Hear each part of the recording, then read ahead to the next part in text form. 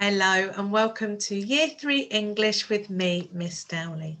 So let's start by writing the date and underlining, and then the learning objective. I can edit, redraft and proofread my poem and underline. So sentence level work today is your spellings. So pick one or two activities that you can use from here to practice your spellings with. Pause whilst you have a try.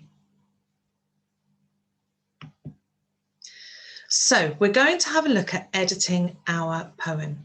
So first of all, let's check the toolkit features. So remember, there are certain things we wanted to make sure we had in our poem. Have we got any onomatopoeia? Have we used expanded noun phrases? Have we managed to get a simile in? Have we put in some personification?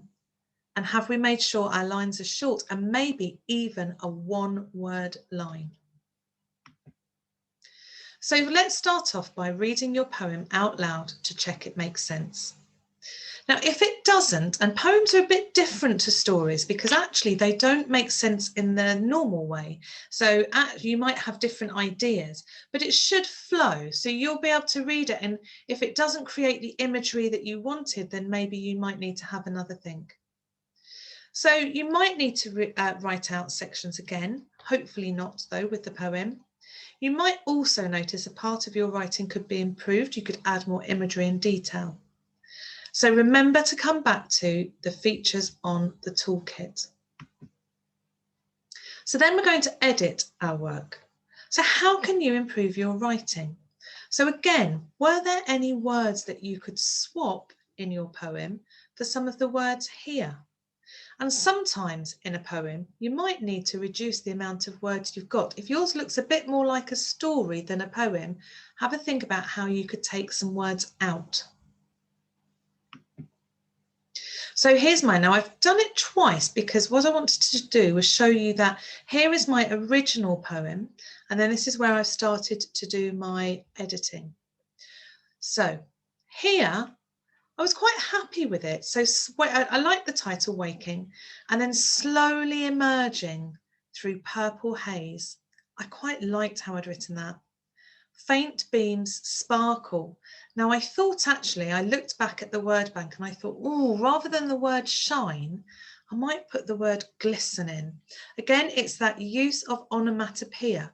So sparkle, you can imagine something sparkling, and glistening, again, it's another word that it sounds like what it is. Then I thought like dazzling diamonds, again, I've got in a bit of alliteration there, but I've also put in a bit more onomatopoeia and a simile. So faint beams, sparkle and glisten like dazzling diamonds. Dawn begins to wake. And I thought I'd keep the word wake in because my poem is called Waking. And I thought that actually, because I thought, shall I change that? Shall I not? Then I thought, no, it goes with the title. So I had dancing like bees. And I thought, oh, I want a bit more onomatopoeia in this. So I changed it to buzzing like bees. And again, instead of across the sand, because then I talk about daffodils, I've changed it to across the land. And then I thought the rest of it actually sounded okay. Warming starburst yellow, the daffodil turns towards your face, magnificent. And there I managed to get in a one-word line, magnificent. And I've taken that from the vocabulary list. So proofread your writing. So punctuation, with poems, punctuation sort of goes out of the window a little bit. It is treated slightly differently. Sometimes poets put a comma at the end of each sentence. Sometimes they put a comma at the end of each idea, and sometimes they don't put commas in at all. Some have full stops, some don't. But the poems we're looking at have a capital letter at the start of each idea. So again, I've taken my one here. This is it when I've edited earlier. Now I'm going to check for my punctuation. So I'm just going to make sure I've got my pen. So slowly emerging through purple haze. I've got a comma there, but I'm going to change purple to a capital letter. Faint beams sparkle and glisten like dazzling diamonds. So I'm going to change sparkle to a capital letter. And I'm going to change like to a capital letter, like dazzling diamonds. Oh, dawn begins to wake. I'm going to put a comma in here, just there. Dawn begins to wake, full stop. Buzzing like bees across the land. Now here I'm going to change that to a capital A, and then I'm going to put a comma in after the word land. Warming starburst yellow, that's fine. The daffodil turns towards your face. So I'm going to change that to a capital T. I've got a full stop here, and then I've got a capital letter, magnificent. Okay, so you can see there that I've edited and I've put in some capital letters and commas.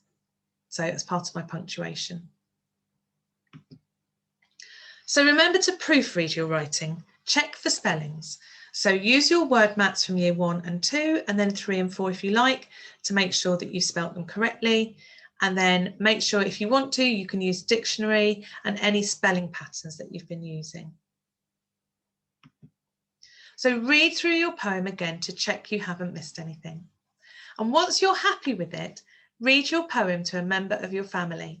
You could video yourself reading it, and you could send it in. We absolutely love seeing your work, and seeing you reading your poems will really make our day. Don't forget to publish your poem. So write it out into neat and then decorate around the edge. Have fun. Thank you.